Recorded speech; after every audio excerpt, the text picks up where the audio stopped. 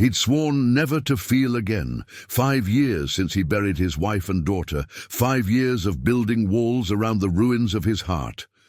Then Thomas found her, an Apache woman left for dead in the desert, her body broken but her eyes still fierce. Every instinct screamed to ride away. Saving her meant trouble from every direction. But when she looked at him with that mixture of pain and defiance, something cracked inside the fortress he'd built. He lifted her into his arms, and in that moment, two people who'd lost everything began the impossible work of saving each other. Sometimes healing doesn't come from forgetting.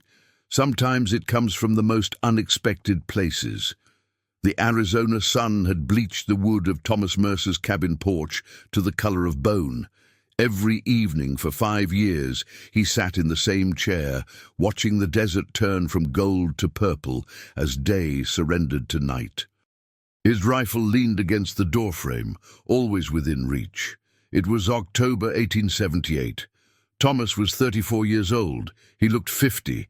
His small ranch sat 12 miles south of what would become Tucson, in territory that belonged to everyone and no one. He cared about his cattle, his water, and nothing else. 5 years ago, he'd cared about everything. Sarah, his wife, had yellow hair and a laugh that filled rooms. Rebecca, his 4-year-old daughter, asked 1,000 questions about every grasshopper and lizard. He'd had plans: expand the ranch, build a proper house, give Rebecca siblings. Then the raid came. Comancheros. Sarah and Rebecca were in the ground behind the cabin. Under crosses, Thomas carved himself because his hands needed something to do, or they'd have reached for his pistol. He'd sworn that day, kneeling between those graves, that he'd never feel again. Feeling was a luxury for men who had something to lose. Thomas had nothing left. His nearest neighbor was 8 miles away, a Mexican family who traded eggs for beef. Every few weeks, someone would ride through with news. Thomas would listen, nod, and send them on their way. He didn't want company or conversation. He wanted the sun to rise, the cattle to graze, and the sun to set. Repeat until death. That was the plan. Then dawn came, and everything changed. Thomas found her at first light while checking his fence line near Cottonwood Creek. He thought she was dead, then saw her chest rise. She was Apache. Her traditional deerskin dress was torn and bloodstained. She lay beneath a mesquite bush, long black hair tangled with thorns. Her face was swollen, a deep gash across her temple still seeping blood. Every practical instinct screamed at Thomas to ride away. Apache woman near his land meant trouble, from her people or from soldiers. Either way, he should leave. Her hand moved slightly, fingers curling into the dirt. "Damn it!" Thomas muttered. He dismounted. Her eyes fluttered open, dark, pain-filled, but fierce. She said something in Apache, warning him away.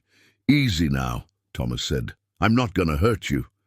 She tried to move, a low sound of pain escaping.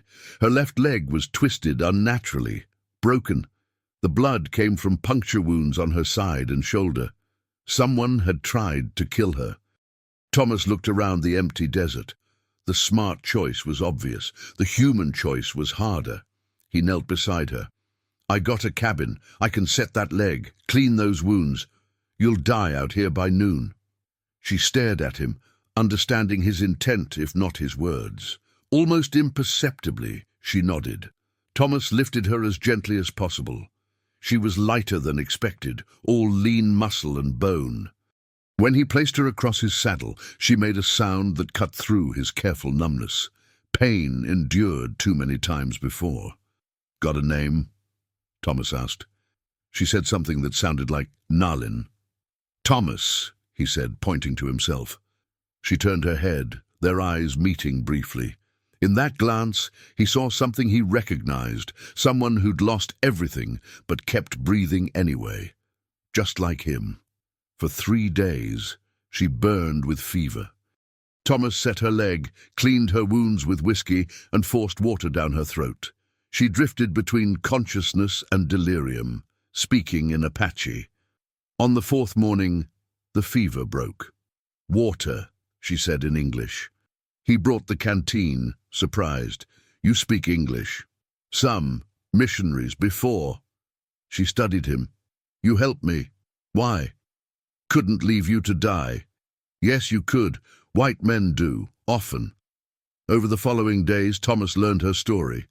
Her name was Nalin. Her warrior husband died at Fort Apache. Her family was killed in skirmishes. She'd been traveling alone when 3 white men attacked her. Deserters, she thought. They'd beaten her, stabbed her, and left her for the buzzards. "You should have died," Thomas said one evening. "Yes," Nalin agreed, looking at him steadily. "You also should have died, but didn't." "What makes you say that?" "Your eyes. They're ghost eyes. You walk, you breathe, but inside—" She touched her chest. "Already dead." Thomas stood abruptly, anger flashing. "You don't know anything about me. I know you have 2 graves behind your house. I know you live alone in place for family. I know you saved Apache woman even though it makes trouble. I know you're trying very hard not to feel." Thomas turned away, gripping the table edge. "My wife and daughter," he said finally.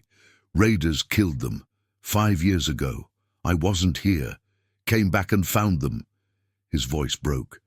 "You punish yourself," Nalin said softly. "You think if you feel nothing it hurts less?" "It works." "No, it doesn't." She shifted, pain crossing her face. "I know.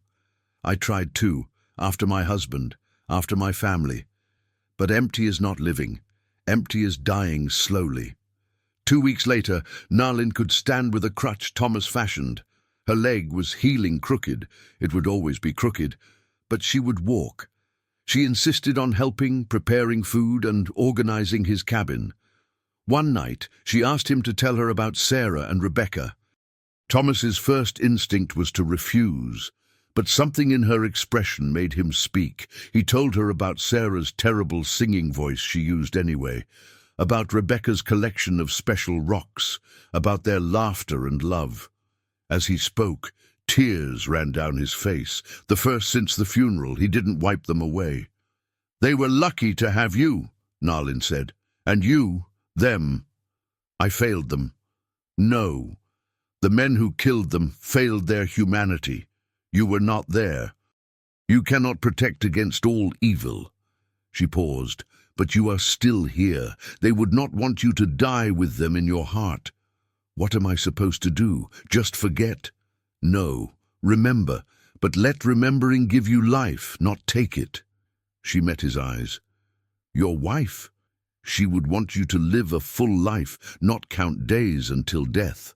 The truth hit like revelation. Sarah would hate what he'd become. "How do you do it?" Thomas asked.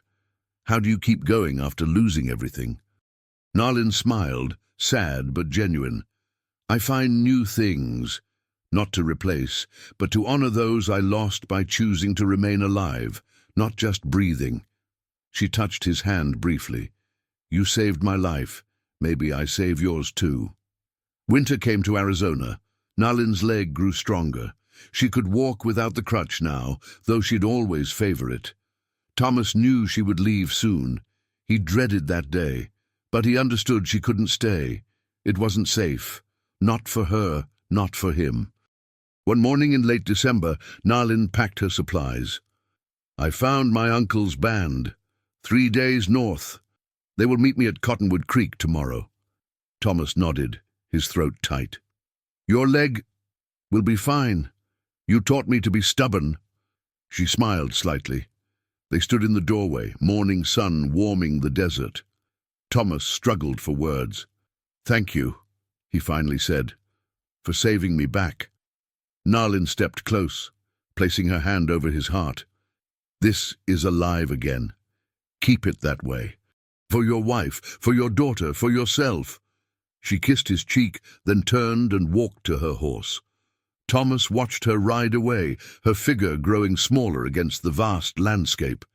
He didn't cry, but he felt, really felt, for the first time in 5 years. That evening, Thomas sat on his porch watching the sunset. But this time, instead of seeing only emptiness, he saw possibility. He thought about Sarah and Rebecca not with crushing guilt, but with warmth of cherished memory. The graves would always be there. He'd visit them, tend them, remember, but he wouldn't live in them anymore. An Apache woman had held his broken pieces together long enough for them to start healing. She'd asked for nothing except that he honor her gift by choosing life. Thomas Mercer, who swore never to love again, didn't love Nayland, not romantically, but she'd taught him that the human heart, even shattered, could still beat with purpose. That connection, however brief, was the antidote to isolation.